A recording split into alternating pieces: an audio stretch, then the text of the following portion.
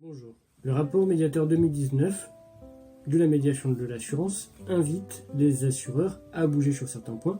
Nous en avons déjà abordé quelques-uns comme le devoir de conseil et également le devoir d'information avec la question des contrats qui n'étaient pas lisibles, compréhensibles et qui pouvaient être difficilement compréhensibles quand deux définitions existaient, l'une prévue par un droit comme la sécurité sociale et l'autre par le contrat d'assurance. Nous avons le cas de l'incapacité pour les assurés.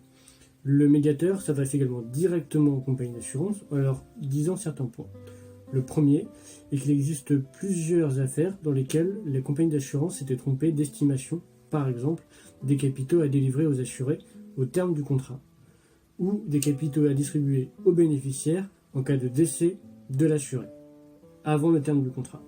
La deuxième chose qu'il évoque, le médiateur, c'est également un grand nombre de mésententes entre assurés et assureurs sur les contrats dits mixtes. Les contrats mixtes étant les contrats d'assurance vie avec des garanties de prévoyance ou des contrats d'assurance vie et des contrats de prévoyance compris dans un seul et même contrat.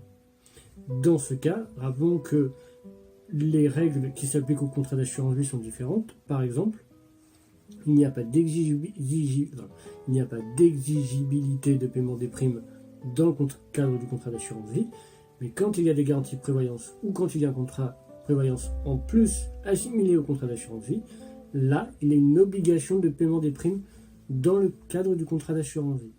Donc, cette fusion assurance vie prévoyance peut causer des problèmes aux assurés de compréhension, mais également des problèmes juridiques, par exemple l'exigibilité des primes.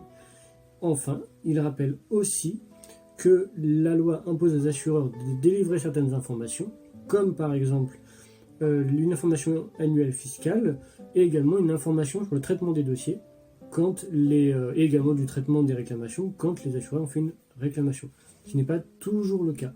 Et donc là, il va falloir que les compagnies d'assurance s'améliorent sur cette information délivrée dans le traitement des demandes de leurs assureurs, tout simplement.